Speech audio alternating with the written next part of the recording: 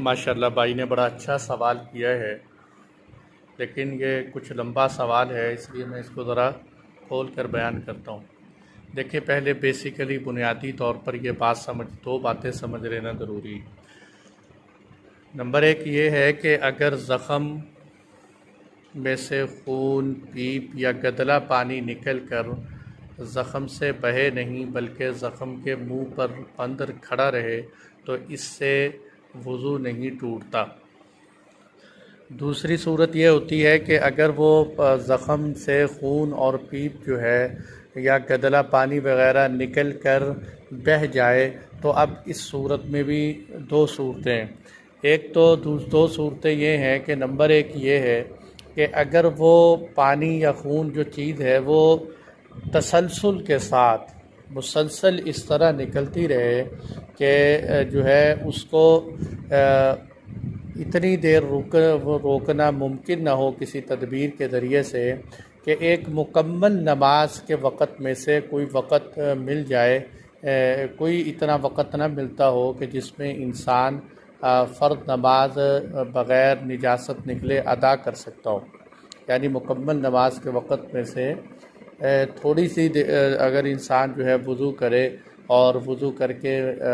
जैसे असर की नमाज का वक़्त है, असर से लेकर मग़रिब तक वो वज़ू करके कोई ऐसा टाइम ना मिले इसमें कि वो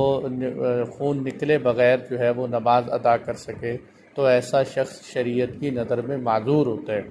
और आइंदा इस पर माज़ूर के अहकामात लागू होने के लिए सिर्फ़ एक दफ़ा भी किसी नमाज के वक़्त में इस उज़्र का पेश आ जाना काफ़ी है। पूरे जो है ऐसे जैसे इब्तदाई मरहले में जो नौइयत थी वैसे नहीं है कि मुकम्मल नमाज के वक़्त में इसको लगातार खून आता रहे, बल्कि सिर्फ़ एक दफ़ा भी आ जाए तो ये माज़ूर होने के लिए काफ़ी। अलबत्ता अगर एक दफ़ा भी ना आए तो फिर ये शरीयत की नज़र में माज़ूर नहीं होता। अब जो है सवालात समझिए। पहली बात ये है कि अगर वो खून मुसलसल न निकले बल्कि वक्फ़े के साथ निकलता हो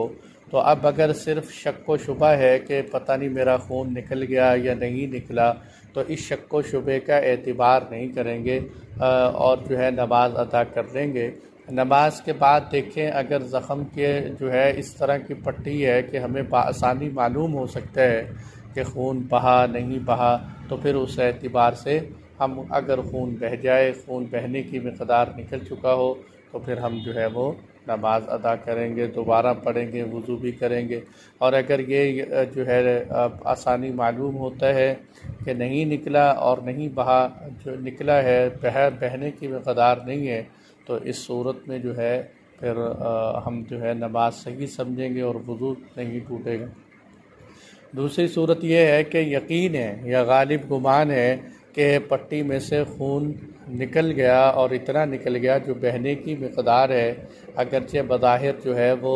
रुई के फंबे के उसको चूसने की वजह से या जज़ब होने की वजह से वो खून नज़र नहीं आता, तो ऐसी सूरत में जो है वो वज़ू टूट जाएगा, चाहे वो ज़ख़म का जो खून है वो पट्टी के ऊपर ज़ाहिर हो चाहे ज़ाहिर ना हो। और तीसरी बात यह है कि अगर वो खून जो है वो मुसलसल तसलसल के साथ इस तरह बहता रहे, जैसे मैंने ऊपर अभी आपको थोड़ी देर पहले बताया है कि वो जो है माज़ूर बन जाए, यानी उसको एक नमाज का मुकम्मल वक़्त भी ना मिलता हो, तो फिर ऐसे माज़ूर के लिए शरीयत का हुक्म ये होता है कि वो नमाज के वक़्त दाखिल होते ही एक दफ़ा वज़ू बना ले और फिर उस वज़ू को के साथ जितनी चाहे फ़राइज़ पढ़े, सुन्नतें पढ़े, नवाफिल अदा करे, वो उसका वक़्त जो है वो उसका वज़ू बाकी रहेगा चाहे निजासत निकलती भी रहे। हाँ, कोई और जो है नवाक़िज़ वज़ू में से कोई और उज़्र पेश ना आए, अगर वो पेश आ गया तो फिर तो वज़ू टूट जाए। इसी तरह वक़्त के ख़त्म होते साथ ही ये वज़ू टूट जाए।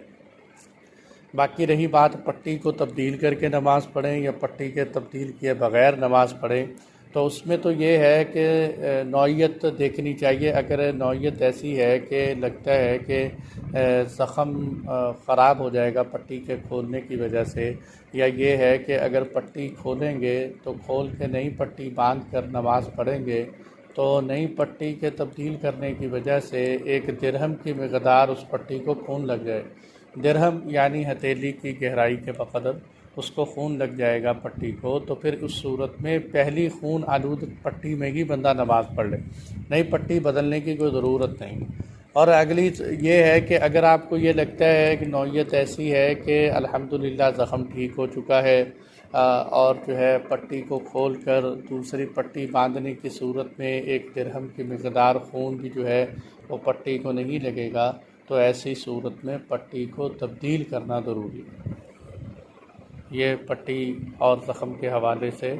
चंद लाज़मी मसाइल थे जो मैंने बयान किए।